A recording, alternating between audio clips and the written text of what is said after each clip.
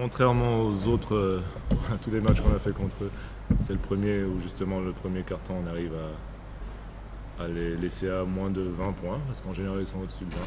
Donc là on a atteint notre objectif, sauf que le reste s'est pas passé comme voilà. Nous on sait qu'on n'est pas encore prêt, surtout offensivement. Défensivement on a fait beaucoup de progrès parce que 64 points quand même encaissés. Même si on perd, faut trouver des points positifs, quoi. Donc, comme le coach a dit sur les autres matchs de prépa, ils ont fait beaucoup mieux que ça offensivement. Ils ont su jouer intelligemment avec notre défense. Bon, faut prendre des points positifs. Moi, je trouve que 64 points encaissés contre une grosse équipe, c'est pas mal. Non, je suis pas particulièrement inquiet. Je suis juste en colère contre mes joueurs. Parce qu'on est dans ce qu'on voulait faire défensivement. Parce que bon, quand vous perdez un carton et vous prenez 25 points, oui, là vous pouvez être inquiet parce que vous dites qu'il y a un truc qui ne va pas. Là on était dans ce qu'on voulait faire défensivement, mais on n'avait pas du tout le rythme qu'il fallait offensivement. Donc je les ai juste recadrés par rapport à ça. On a eu des tirs en premier carton qu'on ne mettait pas, mais c'est plus une question de rythme en fait. Quand vous n'avez pas un bon rythme, ou en tout cas le rythme, en tout cas faut trouver le rythme auquel vous vous entraînez. Et c'était le problème du premier carton.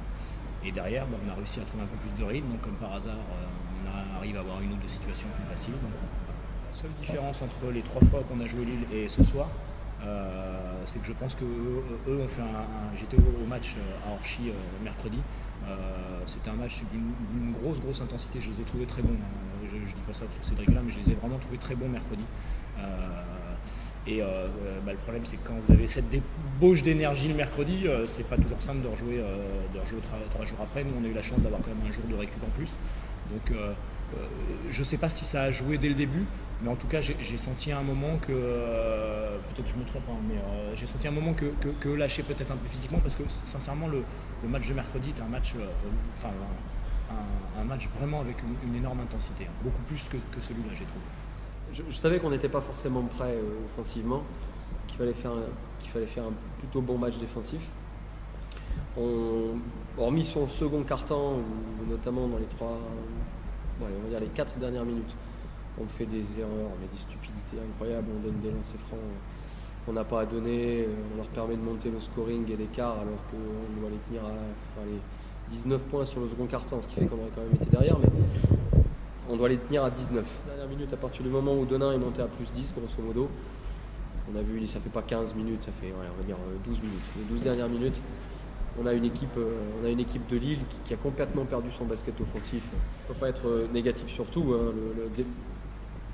Avec l'arrivée de Billet, je répète qu'il y a 2 semaines et demie avec l'équipe, on a fait un gros travail défensif, on a fait un gros travail de répétition des schémas, et pas du tout d'exploitation des schémas.